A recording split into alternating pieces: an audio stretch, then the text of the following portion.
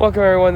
This is this week's Hobo Tutorials. What I'm going to be talking about is that not necessarily that you could trust no one, but you need to really understand that no matter what relationships you form, and it will be an extremely rare occasion where this does not apply, but with everyone that you're with, everything that you do, everywhere you go around, the people that you interact with, they are your friends conditionally. They care about you conditionally. Those that sympathize with the homeless, they're doing it as a virtue signal to be able to feel better about themselves so that they could sleep better at night, feeling that they did something for their fellow man, which, I mean, that's a good thing, but, you also kind of got to ask questions about their foundation of kind of like why they're doing the things that they're doing. Because the thing is, as soon as you don't live up to expectations, or soon as you do something that they don't like or don't want you to do, or soon as whatever happens, these people will turn on you. And I get to watch it every day on my channel. People that I thought were, that have been longtime subscribers, that have seen me in my ups and downs, have watched me grow and spawn and, fall on my face, but still keep growing and things like that. Those people have turned on me. I mean, and that's I don't understand that. That's something that kind of baffles me, because you think when you have somebody, and especially if you're doing constant positive interactions and things like that that person is there. When you have a bad day, they see that you're having a bad day. They're not going to sit there and jump to a bunch of conclusions and things like that. I never said anything about abusing it, Sam. I never said anything about anything like that. What I was saying in my video was that I was having that moment where, yet another avenue where I was able to receive resources was being shut off. And it makes me question whether or not I should be keeping Sam because of the amount of obstacles that I've got to run into. Did I blame Sam? No. No, I did, but I didn't. I blamed her for spazzing out, because, there's not... I can only do so much in training. I can only discipline and reprimand her in so many ways, and if I start really pushing that envelope, well then, I'm going to have people in my face. And when we go into places, everyone's looking to kick her out. They don't want her in there for various reasons, whether it's they don't like dogs, whether they don't want to be inconvenienced, whether they just don't agree with the fact that you have a service dog, or whatever it may be. But, and then having a service dog makes things even more difficult because of the amount of contention that you've got to receive, while you're out and about. Okay? Well, and at this moment, when all of that happened, I'm like, okay, well, I'm really seriously considering rehoming Sam.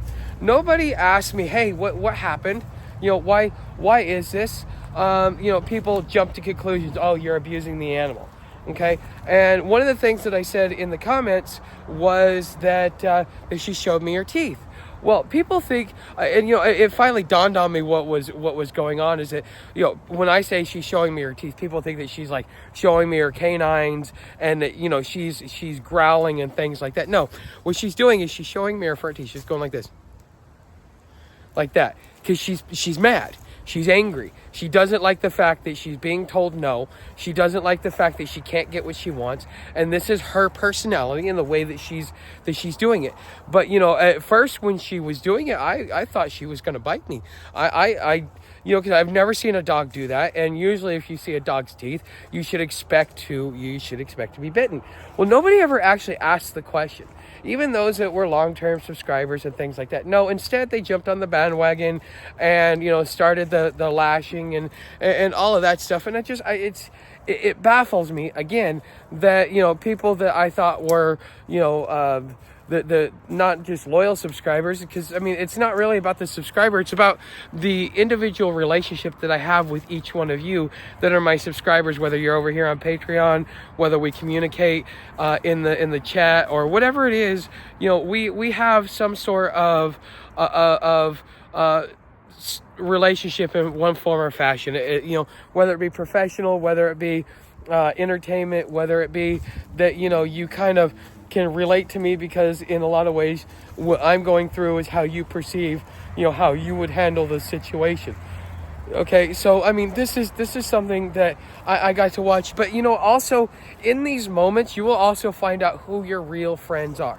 There was about 4 people online that stepped up and said, "Hey, no, I get it. It's rough, but you'll get through it. I hope everything's doing good. I hope you're doing good, so on and so forth." Because what I was doing is I was coming down from one of my seizures, or whatever it is that they want to call it, and I was going into a fit of depression because of the constant contention. I had a dude literally get this close to my face and try and get me to take a swing on him, and I'm just like as calm as possible. I'm like, okay, you know what? You feel like taking a swing? Go ahead. I got you. Take a swing. Come on. I mean, you're getting in my face. You want to take a swing. But the thing is because of the mass hysteria that was going on, and this person being a bully and doing the things that they were doing, went and got because I wouldn't take a swing on him because he couldn't get me to react in a certain way. He decided to go and try a different avenue, and so now I'm dealing with the director, and I'm having contention with the director, and this guy here is just kind of flipping out and so on and so forth. He's the one, he raised his fist like he was going to punch my buddy who I camp with, because he was trying to get him to swing on him, and he's like, yeah, I dare you to hit me, you're going to catch a felony.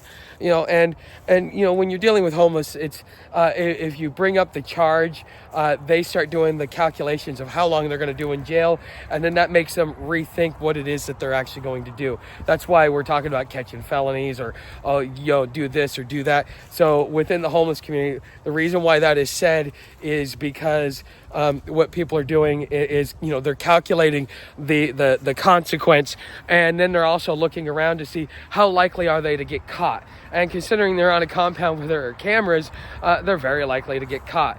Okay, so this guy's going around doing this. I got the director coming down at me, and my buddy that I camp with stands up and says, look, mind your own business. This guy's doing what he needs to do with his dog. He's disciplining his dog in an appropriate way. He's not harming this dog. You just need to leave him alone. Okay? But the thing is, and people started making stuff up. One lady tried to say that I punched the dog. I'm like, I didn't punch the dog, okay? But, she made up some shit. I was like, it never happened. And you got people like this, and that just kind of, what they were trying to do is they were trying to, create a mob mentality and get enough people riled up so that they could force me out, because they just didn't like the fact that, I put Sam in her place. I forced her down to sit down and to lay down because she was jumping up trying to get people's food. We are in an area where it's normally, nobody is. And then all of a sudden we got a whole bunch of people that come in and crowd us, and they're eating food, and Sam's just going nuts. Okay, this isn't a training issue. This is a puppy who sees food, who's used to getting, having me feed her from whatever it is that I eat, and she sees this smorgasbord of food, and she's just going nuts. Okay, but yeah, I'm being told that I get to listen to a lot of this stuff. So there's a lot of stuff that's going on in the background, and a lot of stuff that people are doing to be able to make your life difficult. And the thing is out here, you're gonna have what I'm going through is pretty par for the course in some ways. That's part of the reason why I always keep on the move, is because when you stay in a place long enough and you start getting you start putting your tentacles in and start getting involved with the homeless population, and you start developing relationships, you're going to have those that see what you have, and they're going to figure out a way to take it from you in one form or fashion, because they don't like that you have something that they don't.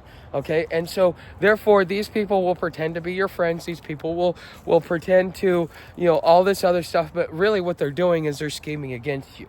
And so this is really the reason why I say you cannot trust anybody. What I'm going through with Sam is what I would normally be going through if I stayed long term in a city. Okay, which again is the reason why I travel. All right, so this, I went in a full circle to kind of give you guys a little bit more of an understanding or a better view of what was going on, because one, nobody ever asks the questions, and again, you'll find out who your real friends are and who aren't.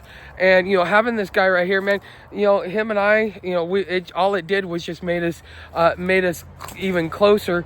And whenever he says something to me, now it's like he has a lot more, he has skin in the game, because people like that, those are the ones that you're going to want to listen to. So if he comes up and he says, hey dude, you're doing this and this and this, and it's like, okay, well, da da da da. But also at the same sense, there may come a point where things go kind of sideways, whether he gets, whatever happens, even this person may end up turning against me at some point in time. And in the same way, this is what would happen to you out here. So whether you're going through SHTF, whatever it is that you're going through, you're bugging out, you're traveling, these are things that you really need to be really aware of, is that not only are people sneaky, vindictive, conniving, and manipulative, but those that see what it is that you have, if they want it, they're going to figure out ways to get it from you, or they're going to figure out ways to make you absolutely miserable so that you can join them, because misery loves company. Okay. And I know that because you really don't get to it, this is one of those things where you have to experience it to understand it. If you ever sit back and talk to homeless people, especially the home bums, they'll tell you similar stories of stuff. And you could ask them these questions and based upon what I said, and say, well, is this true? Is this true? Is this true? They're like, oh, hell yeah, it's pretty true. And you don't, even though you try and stay out of different things, like, I'm not in the white dope scene, so I shouldn't be caught up by white dopers. But guess what? When you're in a shelter, or when you're in a service compound, you have to interact with those people, and they're going to bring their drama with them. Okay. So anyways, guys, thanks for watching. I will see you in the next video. And, if you have any questions, leave them down in the comments, so that, maybe I can either make some more content or clarify in a response.